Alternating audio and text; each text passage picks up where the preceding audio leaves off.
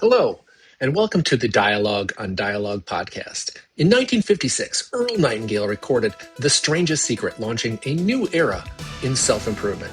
Over his lifetime, he created thousands of radio and audio programs exploring success, purpose, and meaning.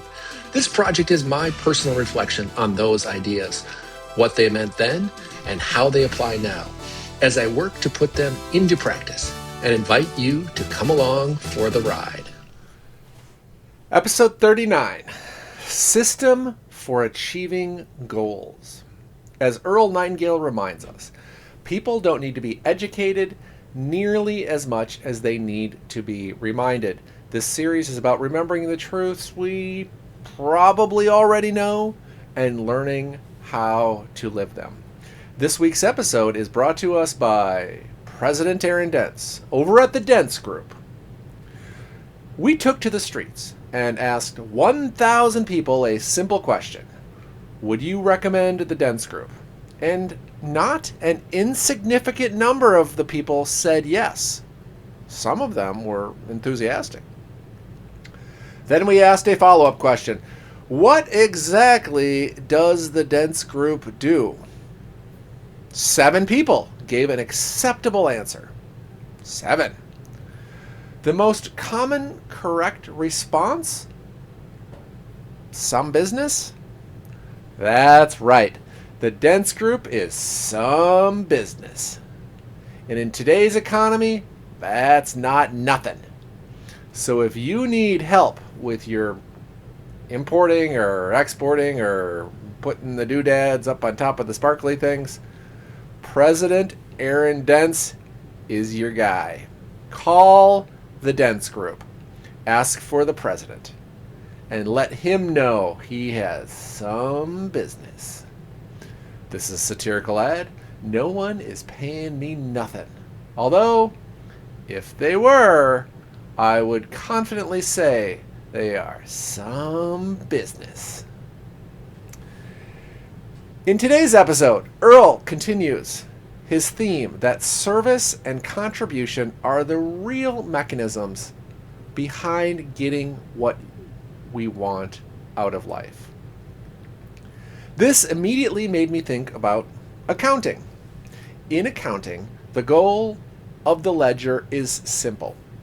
The two sides must balance. The debits on one side equal the credits on the other. Earl is making the same point about life. If we want to grow our rewards, we need to look first at what we're contributing. The two sides of the ledger, what we give and what we get, eventually come into alignment. If we want more, we must first become more useful. The narrator of the audiobook then retells the biblical story of the master who gave his servants talents to manage while he was away. When the master returns, he praises the first 2 servants who put their talents to work and doubled what they were given. But the servant who buried his talent in the ground and returned only what he received is cast out. Earl uses this story as a metaphor for our own lives. Each of us has different skills, abilities, and opportunities. The more we put them into the world in service of others, the more we grow, and the more we receive in return. Talent that is hidden doesn't multiply. Talent that is used does. Earl then turns to young people, the youths, just starting out in life. He says, many people look for a job that will pay the most money. And while there's nothing wrong with that, with wanting financial security, he offers a deeper challenge. If the only thing you seek in your life's work is wealth, then at the end of your career, money may be the only thing you have to show for it. But if you choose your work based on service, on how it helps others and contributes to the world, then something different happens. You may still earn the money you need, but along the way, you'll also shape your family, your community, and your world into something meaningful.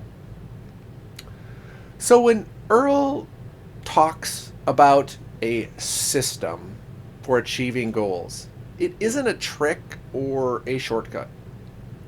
It's a principle.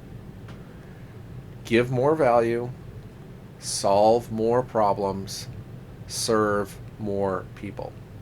And over time, the results follow. So, episode 39 leaves me with this reflection: life keeps its own ledger. What we put into the world has a way of finding its way back to us.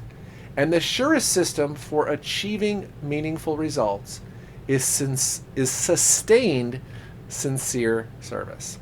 Until next time, remember, the answers are older than we are and just as relevant today.